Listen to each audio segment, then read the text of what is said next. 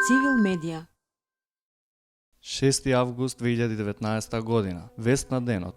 Тимјаник, една година подоцна пример за хумано општество. Министерката за труд и социјална политика Мила Царовска објави видео по повод една година од отворањето на групниот дом во Тимјаник во кој се згрижаат деца од специјалниот завод во Демир Капија. Со ова кратко видео сакаше да го покаже напредокот и привраќањето на децата од локалното население со оглед на протестите што претходеа минатата година. Тогаш жителите на Тимјаник во страв и паника како ќе влијае присуството на децата со попреченост на нивните деца, со омраза и бурни реакции се обидеа да го спречат отварањето на домот. Заев, на добар пат сме, зголемено учество на извозот во БДП.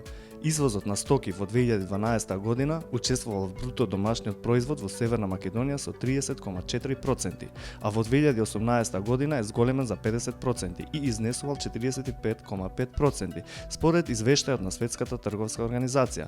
Нашата држава е на добар пат, напиша премиерот Зоран Заев на Facebook.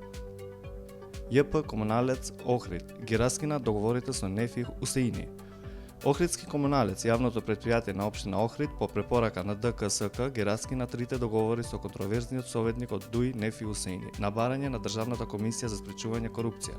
На денешната седница на управниот одбор на претпријатието е донесена одлука да бидат раскинати договорите со компанијата НИФИ ИК поради суден на интереси, а станува збор за набавка на градежни материјали за одржување на депонијата Буково и користење на возилото со кран дигалка за сечење на опасни дрва.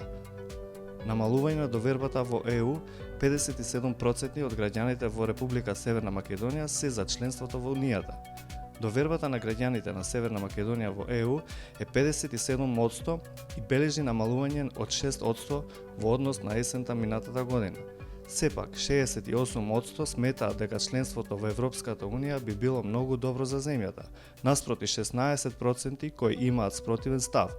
Дека земјата ќе има корист од зачленувањето во ЕУ сметаат 72% од граѓаните. Ова го покажуваат податоците од стандартното истражување на Евробарометар спроведено по европските избори меѓу 7 јуни и 1 јули 2019 година во сите 28 земји членки на Европската Унија и 5 земји кандидати.